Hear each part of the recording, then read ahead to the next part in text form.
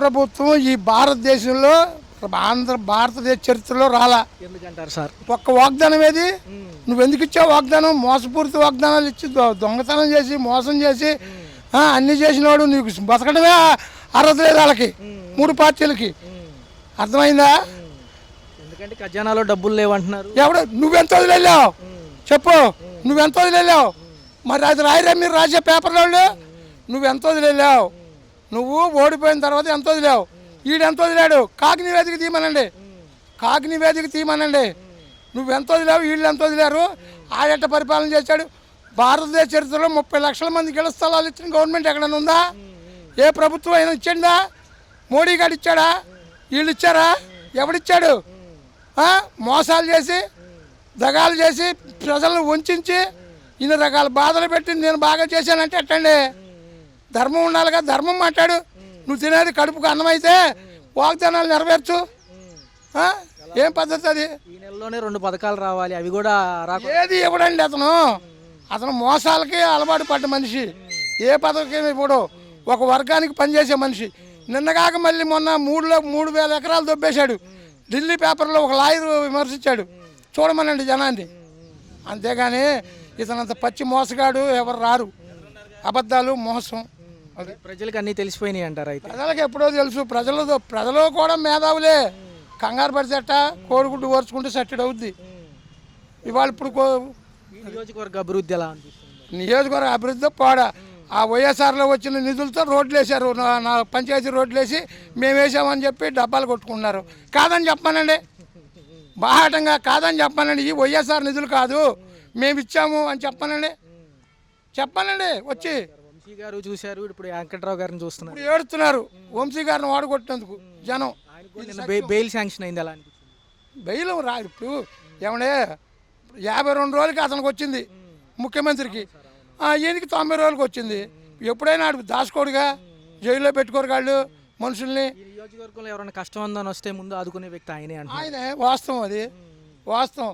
ఆయన దగ్గర లేకపోతే 10 రూపాయలు ఇచ్చి పంపించేవాడు. మరి ఈయన సంగతి మనకు తెలియదు, మనం ఎప్పుడు వెళ్ళా.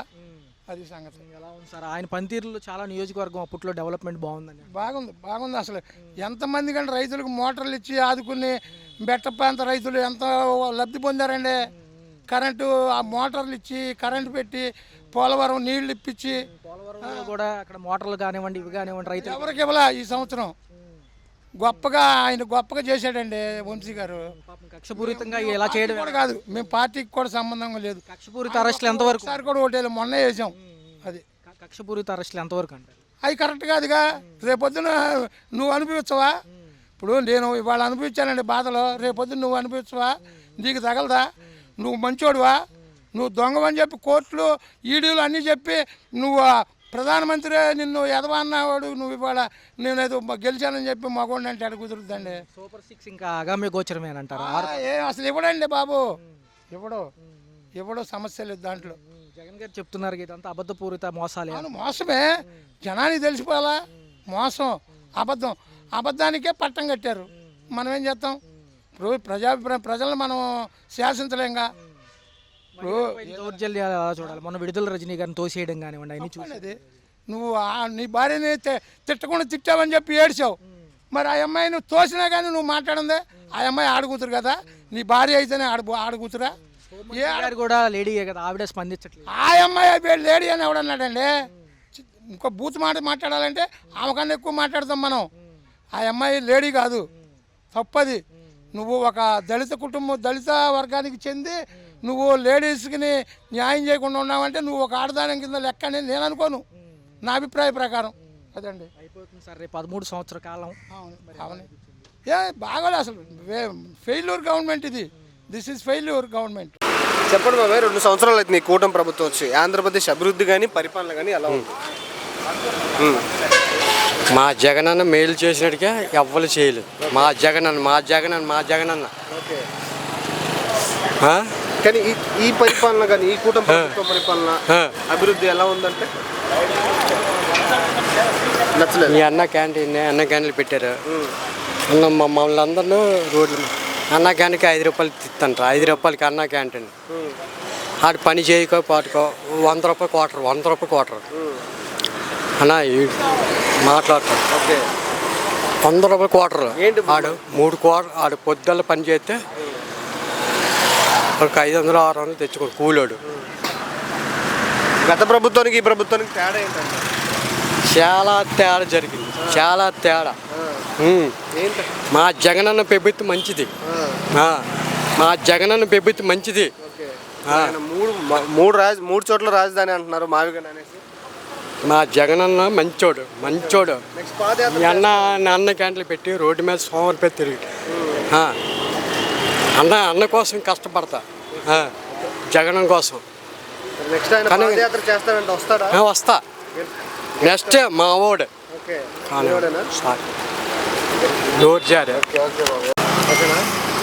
చెప్పండి అన్న, ఈ కూటమి ప్రభుత్వం వచ్చి 2 సంవత్సరాలు అవుతుంది. ఆంధ్రప్రదేశ్ అభివృద్ధి కానీ పరిపాలన కానీ ఎలా ఉంది? బాగా జరుగుతుంది అన్న. నాకైతే నా పర్సనల్గా ఎక్సలెంట్గా చేస్తున్నారు అనిపించింది నాకైతే. ఏంటన్నా నెక్స్ట్ అమరావతి మీద మీ అభిప్రాయం?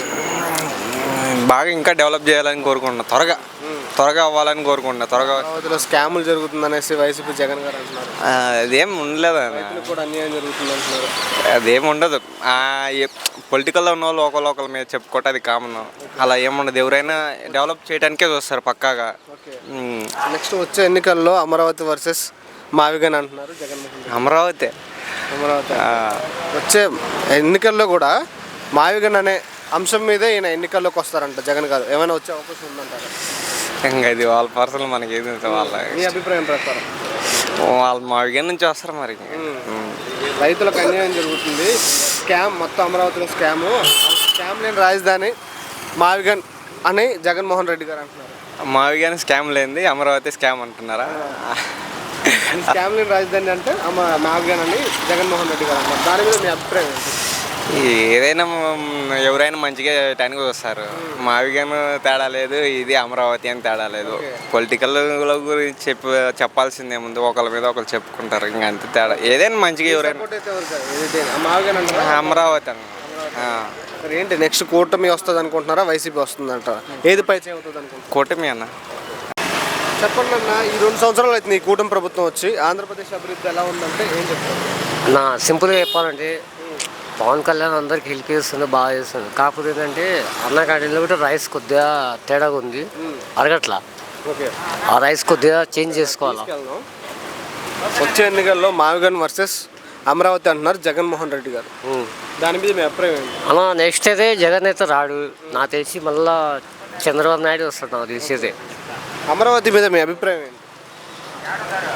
అమరావతి మీద అభిప్రాయం ఏంటంటే మన రాష్ట్ర రాజధాని అయిద్దిలే, అదైతే వాస్తవమే, రాజధాని అయింది. మరి అందులో అన్ని స్కాములు జరుగుతున్నాయి, రైతులకు అన్యాయం జరుగుతుంది.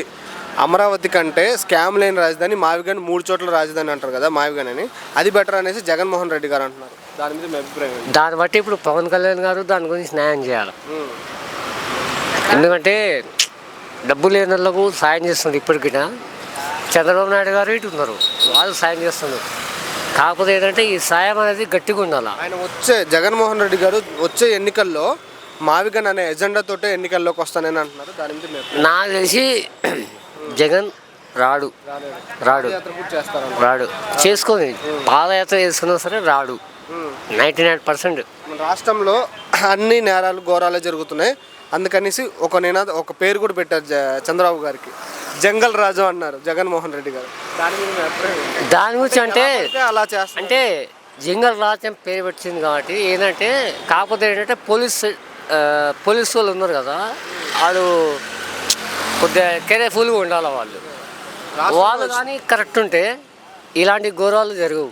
రాష్ట్రంలో ఇష్టానుసారం చేస్తున్నారు, అందుకే జంగల్ రాజు అని నేను అంటున్నాను అనేసి జగన్మోహన్ రెడ్డి గారు అంటున్నారు. ఇది కొత్త పేరు, అది జంగల్ రాజా అనేది కొత్త పేరు.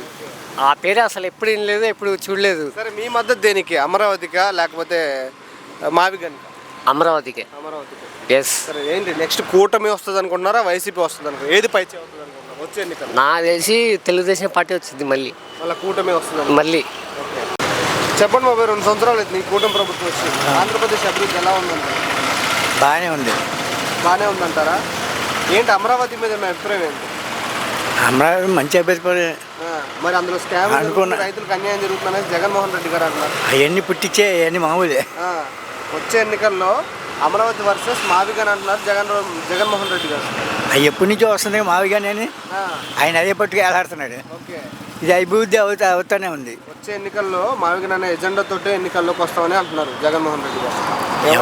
ఎవరి ఇష్టం అది. ఆ, అవకాశం ఏమైనా ఉంటుంది అనుకుంటున్నారా? ఏం చెప్పలేము, అది మనం ఏం చెప్పలేము. అంతే అంటారు. వచ్చేది రాబోయే 2029లో గెలిస్తే మావిగన్ తీసుకొస్తాను అంటున్నారు. గతంలో ఉన్నప్పుడు మావిగన్ ఒక్క రాష్ట్రంలో ఒక్క దగ్గర కూడా ఏమి చేయలేదు. మళ్ళీ మావిగన్ అంటున్నారు. అయ్యే వంక పెట్టుకోవడమే, ఓకే. అవన్నీ వంక పెట్టుకోవడమే. మీ సపోర్ట్ దేనికి, మావిగన్కా లేకపోతే అమరావతికా? అమరావతికి అమరావతికి 100% అమరావతికి. అది 10 పూర్తి అయిపోతా ఉంది కూడా అక్కడ. ఓకే. రాష్ట్రంలో ఎలా పడితే అలా పరిపాలన చేస్తున్నారు అనేసి జగన్మోహన్ రెడ్డి గారు చంద్రబాబు గారు అవన్నీ జగన్రాజు అని పేరు పెట్టారు. అయ్యే ఎగ్నెస్ట్ పార్టీ ఎప్పుడైనా అలాంటివి పుట్టిస్తారు మామూలుగా. అవన్నీ ఆ, అభివృద్ధి జరుగుతూనే ఉంది. 199 మందికి తెలుసు. ఎవరో ఒకరికి తెలవకపోతే ఎవరు తప్పు అది కదా. ఓకే. ఏంటి మరి నెక్స్ట్ వచ్చే ఎన్నికల్లో వైసీపీ వర్సెస్ కూటమి ఏది పై చేదే అవుతుంది అనుకుంటున్నారు? తెలుగుదేశం ఉంది. తెలుగుదేశం కూటమే అవుతుంది. చెప్పండి సార్, 2 సంవత్సరాలు అయితే ఈ కూటమి ప్రభుత్వం వచ్చి ఆంధ్రప్రదేశ్ అభివృద్ధి కానీ పరిపాలన కానీ ఎలా ఉంది? పర్వాలేదండి, బాగానే ఉంది. ఓకే. గత ప్రభుత్వం అయితే ఆల్మోస్ట్ బూతులతోనే నడిచింది. బూతులతో అబద్ధాలతోనే నడిచింది.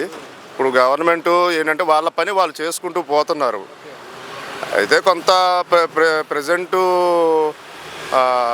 కొంత వ్యాపారాలు అవి డౌన్లో ఉన్నాయి. అవి దేనివల్ల ఏంటనేది తెలియదు. చాలా చిన్నపాటి వ్యాపారాలు కానీ ప్రతిదీ కూడా కొంచెం డౌన్లో ఉన్నాయి. దాని మీద కూడా కొంచెం గవర్నమెంట్ శ్రద్ధ పెట్టి ఏదో రకంగా అందరికీ వ్యాపారాలు ఉండడానికి కొంచెం చేయూతనిస్తే బాగుంటుంది. ఏంటి మరి ఈ ఏజ్లో కూడా పరిపాలన ఎలా ఉందంటారు ఆయన చంద్రబాబు నాయుడు? ఆయన ఆల్రెడీ స్కిల్ ఉన్నాడు కదండి, అనుభవం ఉన్నాడు కదా. అనుభవం ఉన్నాడు. అతని పనితనాన్ని ఏమి క్వశ్చన్ చేయాల్సిన అవసరం లేదు. అంటే ఈ ప్రభుత్వం వచ్చి ఏ మంచి జరగట్లేదు అనేసి జగన్ గారు అంటున్నారు. ఈ ప్రభుత్వం వచ్చి ఏ మంచి జరగట్లేదు, అన్యాయాలు దారుణాలు జరుగుతున్నాయి అనేసి జగన్ గారు అంటున్నారు. బహుశా ఆయనకి జరుగుతున్నాయేమో. మనం మాట్లాడుతూ ఆయనకు ఒక పేరు కూడా పెట్టారు, జంగల్ రాజు అని. ఇష్టానుసారంగా పరిపాలన చేస్తున్నారు అని. ఇక ఆయనకి పేర్లు పెడుతున్నారని చెప్పని కుళ్ళుతో ఈయన ఎవరికైనా పేర్లు పెట్టచ్చు. కానీ అయితే ఒక క్రిమినల్తో ఒక అనుభవజ్ఞుడితో పోల్చకూడదు. వాడు క్రిమినల్. వాడికి ఇప్పటి వరకు నిజంగా నీతిపరుడు అయితే, జగన్ అనేవాడు నిజంగా అతను నీతిపరుడు అయితే తన నీతిని నిరూపించుకోవాలి ముందు. అతని కేసులను ఎందుకని ఆపుకుంటున్నాడు? అతని మీద క్రిమినల్ కేసులు ఉన్నాయి, 38 క్రిమినల్ కేసులు ఉన్నాయి. ఒక్కటి కూడా హీరింగ్ దాకా వెళ్ళట్లా. ఎందుకు వెళ్ళట్లేదు? ఎవరి కాలు అడ్డ వేసి ఆపుకుంటున్నాడు దాన్ని? ఏ ఒక్క కేసుకి హీరింగ్ దాకా వెళ్ళినా అతను జైలుకి వెళ్ళిపోతాడు. ఆ విషయం అతనికి తెలుసు. ఆ 38 కేసుల్లో ఒక్కటి హీరింగ్కి వెళ్ళినా కూడా అతను జైలుకి వెళ్ళిపోతాడు. ఎందుకంటే మన నారా లోకేష్ గారిని కూడా ఆయన కామెంట్ చేస్తున్నాడు. ఏమంటే ఉన్న డిఎస్సి పోస్టులు నమ్ముకుంటున్నాడు, స్కామ్లే జరుగుతున్నాడు అని. లేదబ్బా, ఒకప్పుడు నారా లోకేష్ అంత అనుభవం లేకపోవచ్చు. కానీ ప్రజెంట్ అతని పనితీరు అయితే కనుక బాగుంది. చెత్త మంత్రి అనేసి ఆర్కే రోజు లేదు, ఒకప్పుడు అంటే అంత తెలివిగా ఉండేవాడు కాదు. లాస్ట్ టైం లోకేష్ ఆయన పదవిలో ఉన్నప్పుడు. ఇప్పుడు ప్రజెంట్ అయితే కనుక చాలా తెలివిగా ఉన్నాడు, చాలా అనుభవంతో ఉన్నాడు. బయట నుంచి కంపెనీలు అవి మాట్లాడి తీసుకొస్తున్నారు, బాగుంది అది. అయితే అతని సొమ్ముతో మంగళగిరిలో ఒక స్కూల్ కట్టించాడు. అది ఎవరు కట్టిస్తున్నారు? ఇలా సొంత సొమ్ము తీసి ప్రభుత్వ వాటికి ఖర్చు పెట్టడం అనేది ఏ పొలిటీషియన్ చెయ్యట్లా ఇవాళ రోజున. జగన్ గారికి చంద్రబాబు గారికి పరిపాలన విషయంలో తేడా అంట. పరిపాలన విషయంలో తేడా అంట. కోతికి కొండకి ఉన్నంత తేడా ఉంది. కొండ మీద కోతి నుంచొని కొండంత ఉన్నానని అనుకుంటే ఎలాగా? కోతి కొండ దిగితే అది చిన్న మొక్క అంత కూడా ఉండదు. కొండ ఎక్కేసి నేను కొండంత ఎత్తి ఎదిగిపోయి నన్ను అనుకోకూడదు కదా. ఇప్పుడు రాష్ట్రంలో రూల్ ఆఫ్ కాకుండా రూల్ ఆఫ్ ఫియర్గా నడుస్తుంది. లాకప్ డెప్తులు కానీ, దౌర్జన్యాలు కానీ, రెడ్ బుక్ రాజ్యాంగం కానీ. ప్రెజెంట్ అయితే ఇటు పవన్ కళ్యాణ్ ఆయన పల్లెటూరులు, గ్రామాలు, అటవీ సంపదను కాపాడటం కానీ ఆయన శాఖలు ఆయన చేసుకుంటూ వెళ్తున్నాడు.